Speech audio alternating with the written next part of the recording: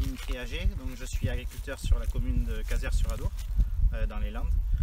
J'ai une exploitation agricole avec deux ateliers, un atelier élevage avec production de foie gras et un autre atelier de grande culture, avec notamment du maïs et des cultures d'hiver.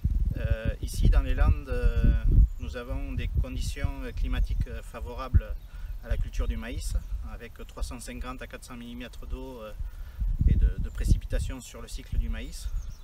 Cependant, depuis quelques années, on s'aperçoit que les conditions sont de plus en plus changeantes et donc on n'arrive pas à déterminer la période et la durée des sécheresses qu'on subit de quelques années l'été.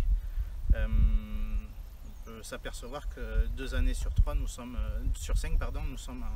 en sécheresse dans le secteur. Donc il faut qu'on s'adapte techniquement pour faire face à cela. Bonjour, je m'appelle Franck Hontan, je suis délégué semences et culture chez Massids sur la zone du sud-ouest de la France. Et donc moi j'ai conseillé à Dimitri le Mastranthème. Alors pourquoi le Mastranthème? C'est comme vous pouvez voir, donc ici on est sur la parcelle de Dimitri, c'est une parcelle en sec, non irriguée. Et donc Dimitri, lui aujourd'hui, il recherchait une variété précoce, tolérante au stress hydrique.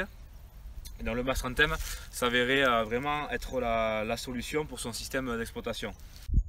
Donc aujourd'hui, l'avantage d'une variété précoce comme le Mastranthème, c'est qu'elle a une floraison précoce, ce qui devance les périodes de forte chaleur que nous avons sur les mois de juillet, que l'on observe depuis quelques années. Mais aussi un autre avantage de cette variété, c'est qu'on peut, étant donné qu'elle est précoce, sur les périodes de récolte, on peut pouvoir la récolter autour des 15 humidités. Donc moi je me suis donc dirigé vers les variétés Waterlock de chez Massids. En 2019 donc j'ai semé ce maïs Tranthème que Franck m'avait conseillé. On a semé cette variété le 17 avril, on l'a récolté le 1er octobre à une humidité de 17% et on a fait un rendement moyen de 112 quintaux. Donc ce rendement technique et surtout cette rentabilité m'a conforté pour la saison et la campagne 2020 pour repartir sur ce même assolement et essayer de garder cet objectif de marge. Ce que je peux dire moi sur cette variété, c'est une variété qui est constamment en train de pousser.